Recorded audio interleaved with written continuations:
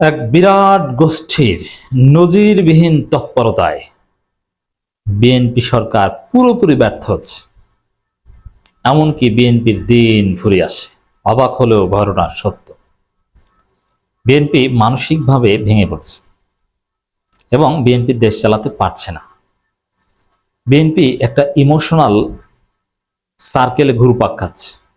দেশ চালানোর যে বাস্তবতা তাদের মধ্যে এখন আর নাই, এবং বিএনপির মধ্যে যে স্মার্টনেস দরকার, যে দৃঢ়তা দরকার, কিছুই নেই। বিএনপি যে দেখছেন সরকার, এটা একটা তাসের ঘর। জামাত ফু দিলেই বিএনপি উড়ে যাবে, কিন্তু জামাত ফু দিবে না। কারণ জামাত একটা স্থিতিশীলতা চায়, গণতন্ত্রকে প্রাতিষ্ঠানিক রূপ দিতে চায়। কিন্তু বাস্তবতা অনেক কঠিন। জামাত না চাইলেও ভয়াবহ এক পরিস্থিতির মুখে বিএনপি সরকার, তাদের দিন ফুরিয়ে আসে।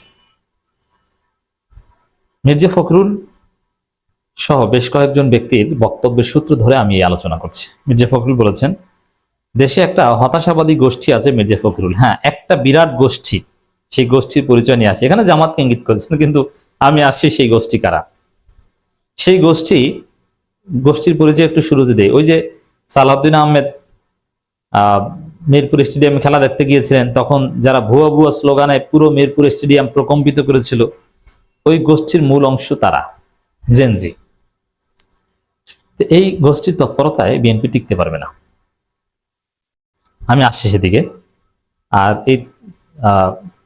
এই তৎপরতা যে কতটা বিধ্বংসী হতে পারে, ওই যে মিরপুর স্টেডিয়ামে স্লোগান ভুয়া ভুয়া সালাউদ্দিন, আবার শিক্ষামন্ত্রীকে এই গোষ্ঠী, এই তরুণ, এই জেনজি বলছে। এটা কোনো দল না, এটা একটা জেনারেশন। শিক্ষামন্ত্রীর ভাষা ও আচার ব্যবহার ভালো করতে বললেন মেহনাজ, জুলাই যোদ্ধা মেহনাজ। শিক্ষামন্ত্রীকে দেখলে খুব উগ্র মনে হয়। এই গোষ্ঠী সেই গোষ্ঠী। এবং হতাশ হয়ে মির্জা ফখরুল বলছেন, আমাদের রাজনীতি সুন্দর না, পরিচ্ছন্ন না।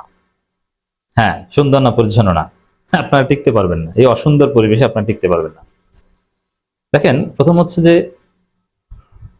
এটা আপনি খারাপ বলতে পারেন, আবার অন্যভাবে বলতে পারেন, বাট রিয়ালিটি খারাপ হলেও এটি সত্য।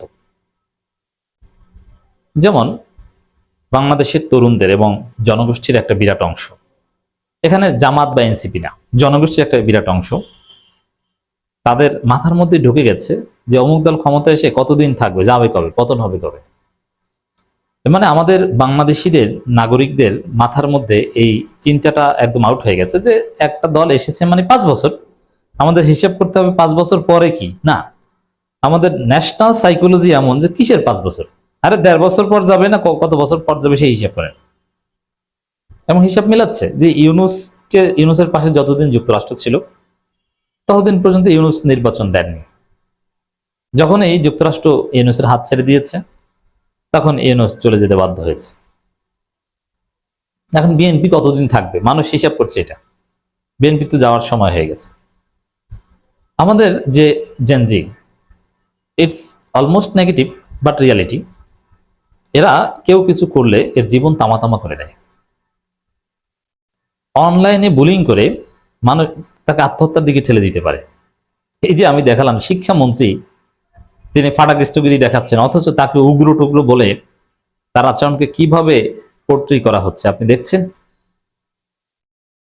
এবং এই জেনারেশনটা সমালোচনা করে, বুলিং করে, কাউকে ধসিয়ে দিতে পারে। হাসিনাকে ধসিয়ে দিয়েছে, দেখেছেন না? বিএনপির বিরুদ্ধে এরকম এই জেনজি জেগে উঠছে এবং বিএনপির কার্যক্রমকে এমনভাবে ট্রল করছে।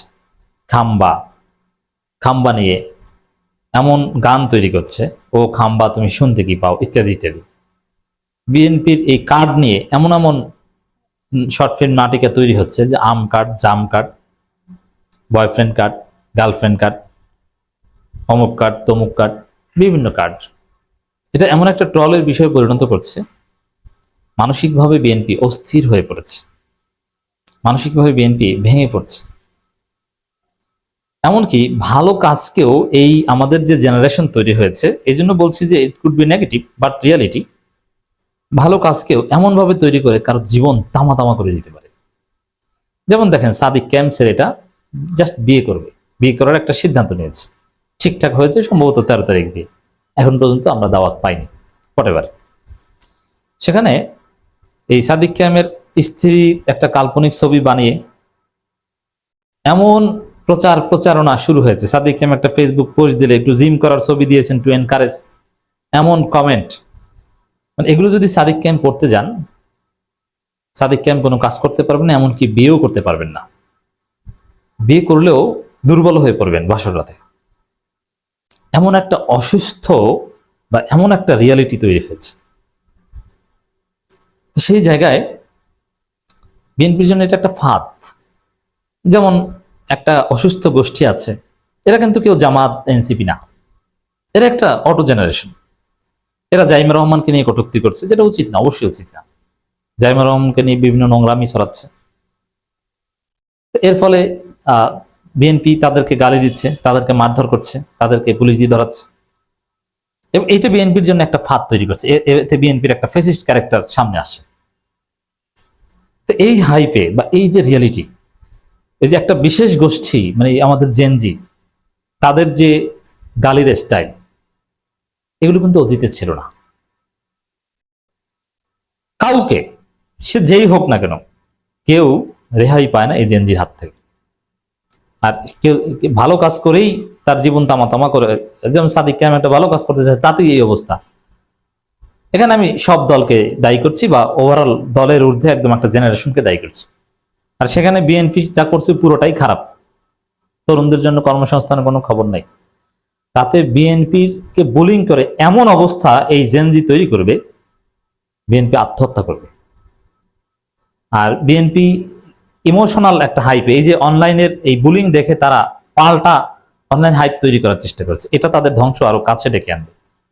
কিভাবে দেখেন, প্রধানমন্ত্রী তারেক রহমান একজন স্মার্ট প্রাইম মিনিস্টার হবেন, তার নির্দিষ্ট কিছু কাজ আছে, তিনি প্রাইম মিনিস্টার সুলভ কাজ করবেন। তিনি হাসি তামাশা, বেআইন টাইপের, শালি দুলাভাই টাইপের যে ফাজলামি কিংবা যে মজা, এগুলো প্রধানমন্ত্রীর সাথে যায় না। কিন্তু দেখেন তারেক রহমান মানে সেই একটা ফ্যান্টাসিতে ভুগছেন, তিনি কোদাল নিয়ে মাঠে নামছেন, কারণ ওটা একটা ফাও কাজ, এগুলোই তারেক রহমানকে ধ্বংস করবে। আরে ভাই, আপনি কাজ করেন, আপনি আসছেন কোদাল নিয়ে মাঠে নামতে, তাকে কেউ না কেউ বুদ্ধি দিয়ে কোদাল নিয়ে মাঠে নামবে, এবং এগুলোর ছবি প্রচার করে ওই যে জেনারেশনের যে বুলিং, এগুলোকে ধামাচাপা দেওয়ার বা কাউন্টার দেওয়ার চেষ্টা করছে। আবার তাকে গিয়ে স্লোগান হচ্ছে দুলাভাই দুলাভাই।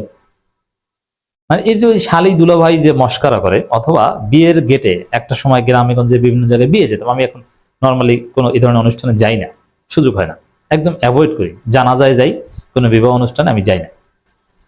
এক সময় দেখতাম গেটে বিভিন্ন হাসি তামাশা হয়, ছেলের শালিরা গেটে দাঁড়াতো এবং বেয়াইরা এসে মজার মজার কথা বলতো। তো এরকম একটা ফানি একটা বিষয় চলছে, এরকম ফান দিয়ে তো বিএনপি চলতে পারবে না। মানে আমাদের রাষ্ট্র ব্যবস্থা, তারেক রহমানের প্রধানমন্ত্রীতে, এগুলো একটা ফানি ক্যারেক্টারে রূপ নিয়েছে। তরুণ প্রজন্ম বুলিং করে বিএনপিকে একদম অস্থির করে তাদের জীবন তামা তামা করে ছেড়ে দিবে, পুরোপুরি ব্যর্থ হবে এবং সফল হতে পারবে না। এই যে হতাশাবাদী গোষ্ঠী বলছেন না, হ্যাঁ, ওই গোষ্ঠী আপনাকে খেয়ে দিবে। এই রিয়ালিটির মুখে বিএনপি সরকার। অবশ্য জামাত সরকার আসলে তারা এই রিয়ালিটির মুখে আরো কঠিনভাবে পড়তো।